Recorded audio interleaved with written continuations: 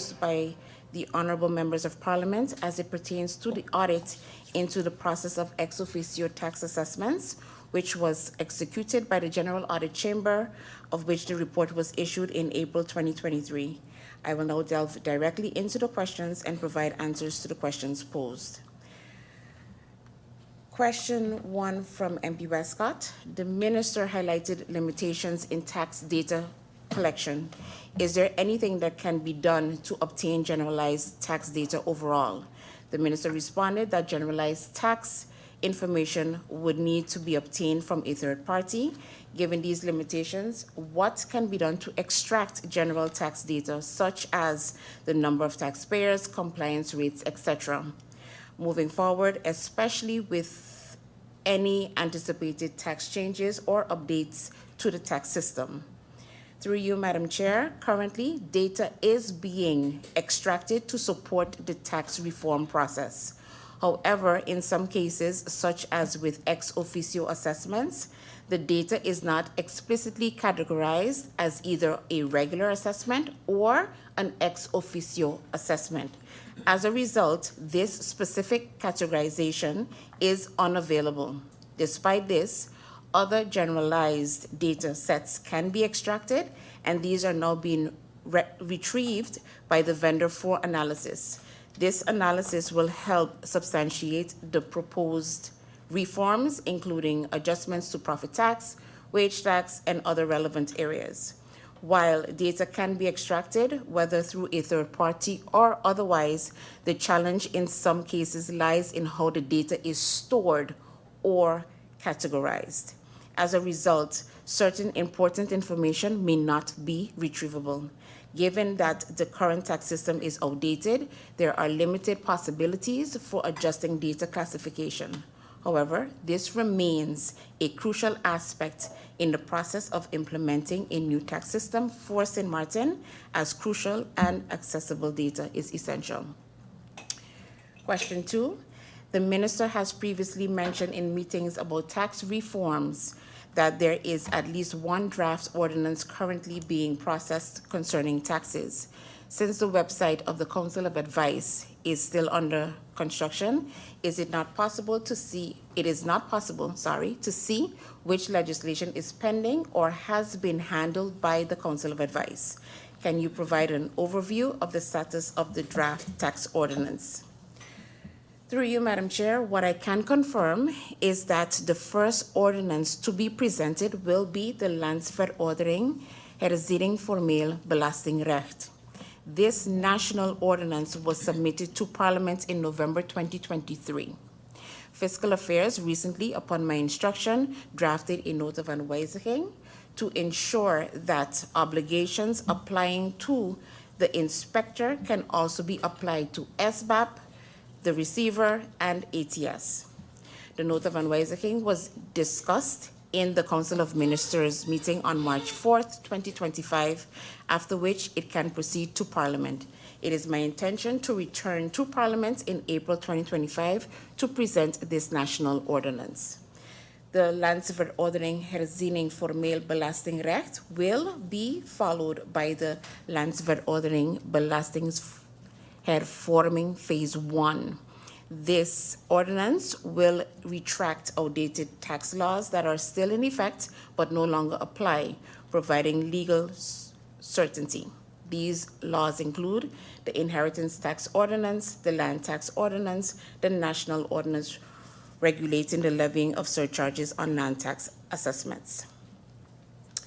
The Landsverordening Belastingshervorming Phase 1 has returned from the Council of Advice, and we are now working on the NADA report, which is expected to be sent to Fiscal Affairs in the coming weeks, after which it will proceed to Yezet and Way. The Council of Ministers and the Governor, with the goal of submitting it to Parliament in the second quarter of 2025. Additionally, on February 27, 2025, a meeting was held with the SER, together with the Minister of TIAT and the Minister of VSA, concerning the introduction of the visitor tax. This was a positive meeting, and we hope to receive their advice on this within short to be able to proceed with the review process of this key legislation. regarding the draft national ordinance to exclude AOV income from an income source tax under the income tax, I can inform Parliament that the draft legislation is near completion. We have received the necessary data from the tax system, which will allow us to proceed with finalizing the draft law and have it sent on to the necessary channels for review. Based on the data received, there are approximately 6,300 seniors, of which more than 85% that are currently being taxed would benefit positively from the proposed changes by falling into a lower tax bracket. The impact is as follows. 823 seniors would move from 12.5% bracket to zero, making their income completely tax-free. 368 seniors would move from the 20% bracket to the 0% bracket, making their income completely tax-free. 421 seniors would move from 20% to 12.5%. 365 seniors would move from 26.25% to 20%. 277 seniors would move from 33.75% to 26.25%. 55 seniors would move from 33.75% to the 20% category. 147 seniors would move from 40% to 33.75%, and 65 seniors would move from 47.5% to 40%. The legislation will bring significant relief to many seniors, and I want to emphasize that data-driven decision-making is key to implementing effective legislative changes. While the full legislative trajectory still needs to be followed, I want to assure the public that work is progressing diligently in the background. My aim is to have the law presented to Parliament this year, as of course it needs to follow the legal trajectory. I intend to keep Parliament and the public informed on the progress, as this is key legislation which will provide significant and necessary relief to our seniors. Can you address the matter of responding to the General Audit Chamber's report and ensure that, especially with the subject matter, and thereby moving forward to ensure that no responses has been overlooked or missed? Through you, Madam Chair, I agree. As mentioned, I recognize and appreciate the important role of the General Audit Chamber. While I have already met with the General Audit Chamber, I believe it is appropriate to provide a written response to ensure that no feedback is overlooked or missed moving forward. The Minister made commitments regarding certain actions to be taken. Is there a realistic timeline for these, especially considering the improvements and reforms being conducted under the Teweyo Lands Packet? Madam Chair, through you, a realistic timeline will be provided to Parliament in writing. However, I can confirm that for the Landsverordening Herziening Formeel Belastingsrecht and the first ordinance to retract outdated laws, I plan to return to Parliament in the second quarter of 2025 to present these matters as it pertains to the remaining tax reforms. We are now in the process of collecting the necessary data and assessing what is retrievable. Once this is known, we can give a realistic timeline. Please allow me some time to get back to you with this information.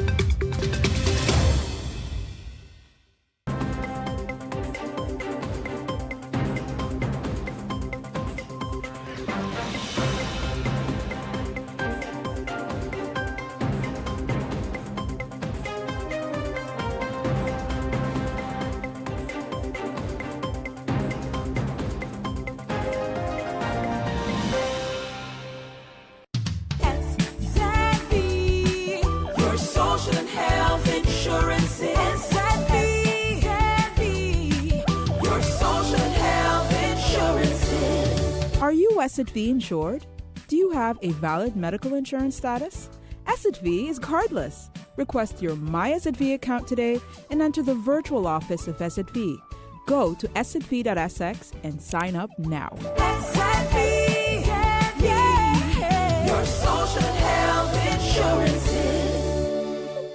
My name is Rikhna Bakari Arundel, and today I would like to inform the general public of the annual Rotary Table Tennis Tournament, which takes place on Saturday, March 22nd, 2025, at the Great Bay Sports Auditorium. The time will be from 10 a.m. until 3 p.m., and we are inviting all players, whether seasoned or beginner or even curious, to come out to this particular event to enjoy the sport of table tennis and, of course, to witness the talent of many table tennis players on St. Martin. Now, to register, simply visit the Facebook page, which is SXM Table Tennis, and just simply send us your full name and email address and telephone number. Entrance is free, and of course, spectators are welcome to attend and cheer on their favorite players. So once again, the annual Rotary Table Tennis Tournament takes place on Saturday, 22nd, 2025, at the Great Bay Sports Auditorium from 10 a.m. to 3 p.m. And if you are unable to register via our Facebook page, please feel free to just show up on the day, and then we can have you registered.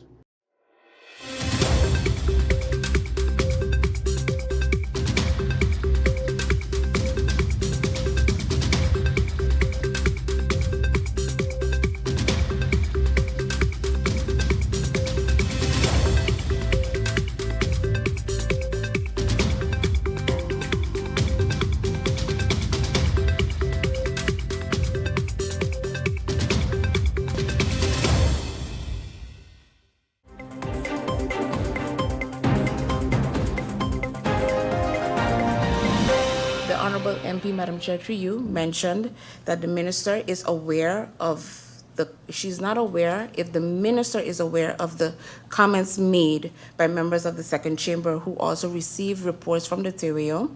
These reports do not seem to meet the most recent standards of reporting from the TERIO.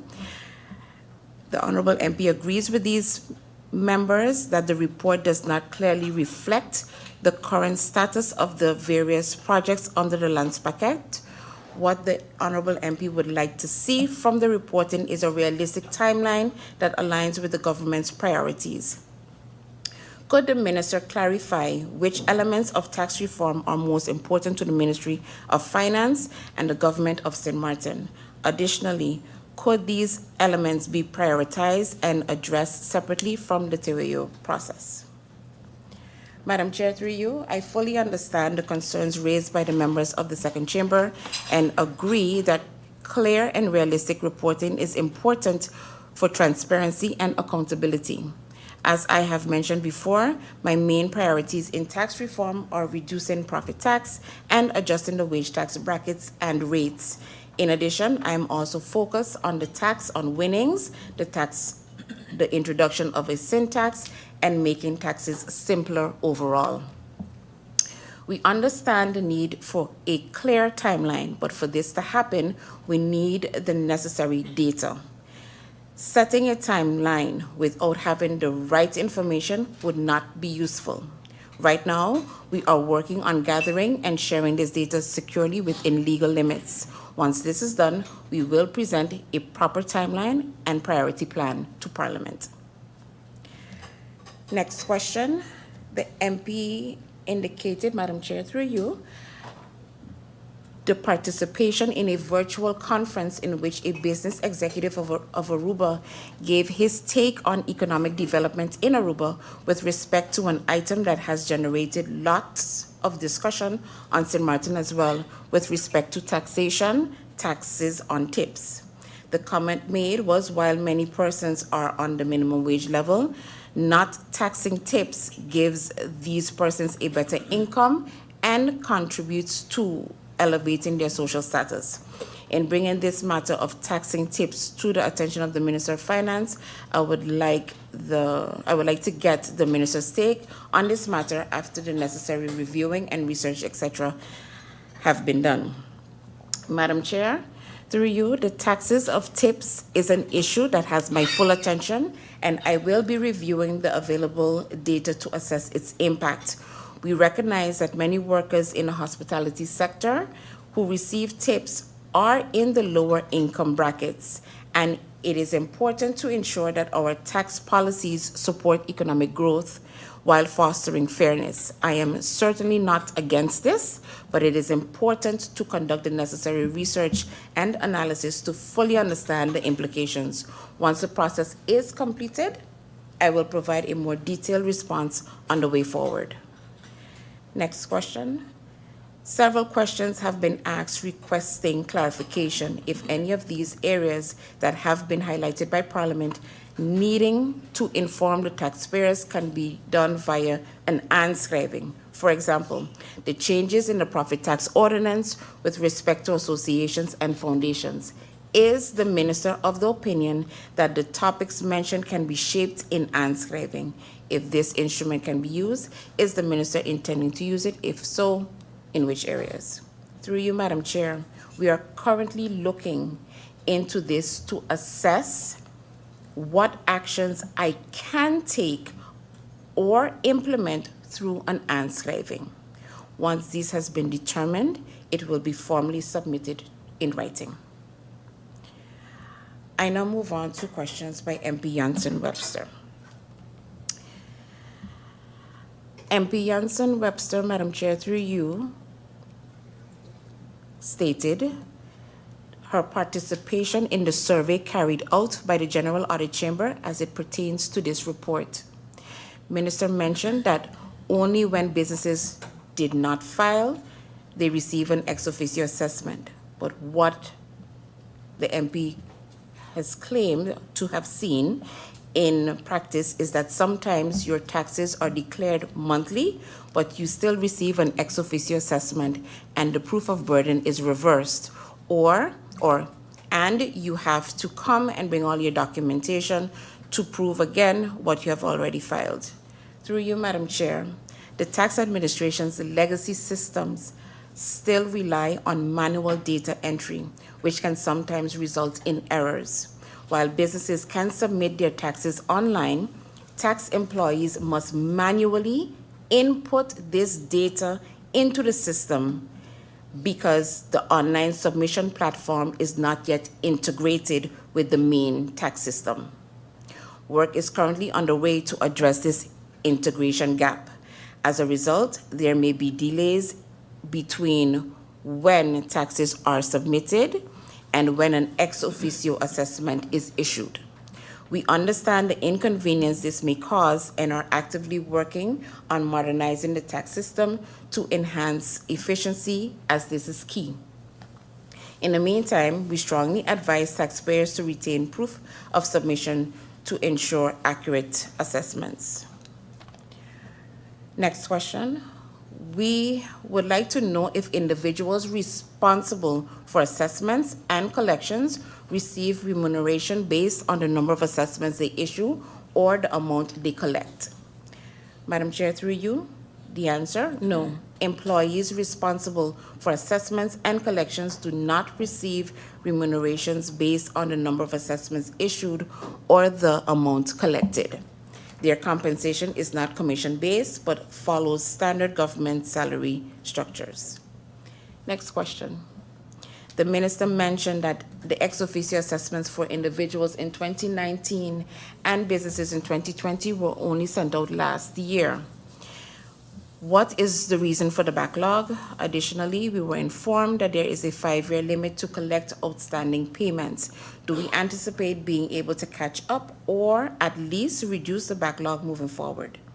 The backlog in issuing ex officio assessments for 2019 individuals and 2020 businesses is primarily due to resource constraints, system limitations, and the manual processes currently in place with the tax administration. While efforts have been made to improve efficiency, these challenges have contributed to delays. Regarding the 5-year collection period, the law does establish a statutory timeframe for tax collection. However, the government remains committed to enhancing compliance and streamlining operations to ensure assessments are issued in a more timely manner. To address this, we are currently actively working on modernizing our tax administration systems and optimizing internal processes. These efforts aim to reduce backlogs and improve overall efficiency in the future. Next question. Based on this report from the General Audit Chamber and their recommendations, is the ministry going to start to monitor the results of the ex officio tax assessments for 2019 individuals and 2020 business onwards? For example, how many were paid, how many were rectified, what is the difference between the assessed amount and the rectified amount? Through you, Madam Chair. As previously stated, assessments are not explicitly recorded as either a regular assessment or an ex officio tax assessment. At this time, due to existing limitations, it is not possible to provide the requested information regarding the monitoring of the results of the ex officio tax assessments for 2019 individuals and 2020 for businesses. We understand the importance of this data and are working towards improving our systems, but we are not yet in a position to track and report on these details effectively. As a result, this specific information is unavailable.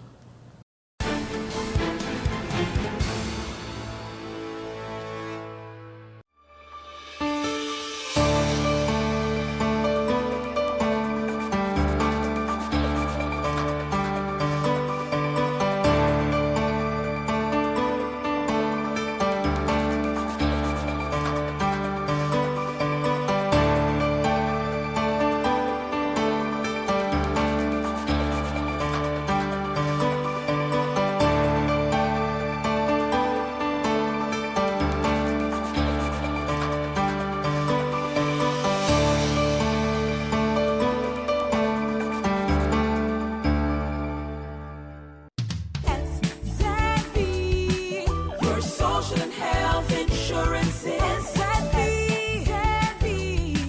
Your social and health insurance is. Are you SXV insured? Do you have a valid medical insurance status? SXV is cardless. Request your My SXV account today and enter the virtual office of SXV. Go to sxv.sx and sign up now. SXM. Yeah. Your social and health insurance is.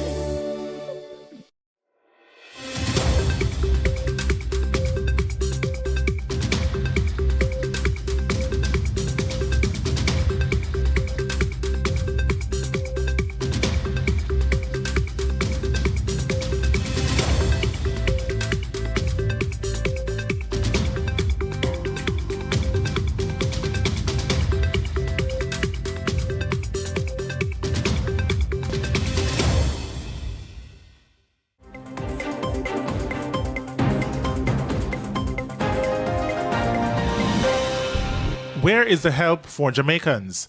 The question being asked of the JLP-led government due to the high cost of electricity. Opposition leader Mark Golding noted that currently Jamaicans are paying 40 US cents per kilowatt hour for electricity, while under PNP government it was less than 30 US cents. It's why he used his contribution to the 2025-26 budget to chastise the government for what he says is the unwillingness to seek better for the country. He told the House of Representatives that the government has failed to put out requests for proposals, RFPs, to add more renewables to the national grid. The last time renewables were added to the grid was in 2016. This government has failed to issue regular requests for proposals, RFPs, for additional renewable energy over their 8 years. In fact, there's only been one in the last 9 years. We will prioritize achieving the renewable energy target of 33% by 2030. We intend to issue utility-scale RFPs every 2 to 3 years to achieve our renewable energy target.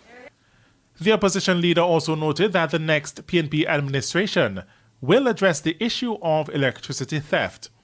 Energy Minister Darrell Vaz, in a Gleaner article published on January 29 this year, revealed that the dollar value of electricity stolen from the Jamaica Public Service JPS distribution system in 2023 was approximately $40.3 billion, or US $258.9 million.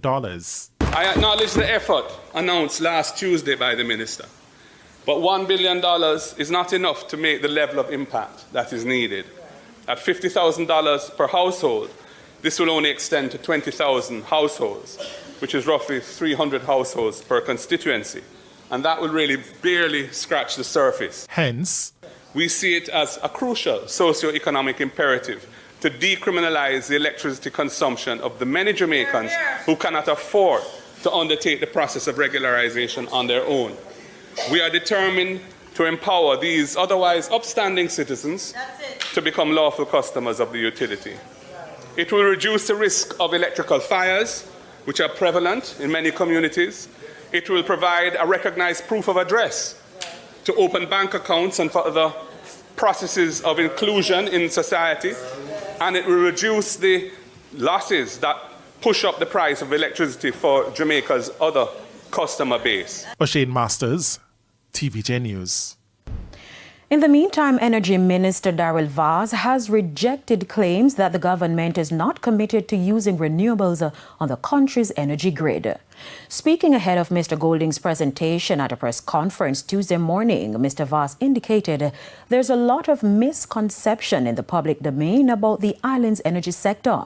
He stressed there are several factors that contributed to higher electricity rates. For instance, a surge in fossil fuel prices, supply chain disruptions brought on by Russia's war with Ukraine, and production cuts. However, he says the government has made significant improvements in using renewables. Accelerated distributed renewable energy adoption with 436 new renewable systems licensed, adding 8.5 megawatts of new capacity. In November 2024, the generation procurement entity awarded 99.83 megawatts of new solar capacity contract to Wigton Energy Limited and Sunterra Energy Jamaica Limited, supporting the 50% renewable energy target by 2030.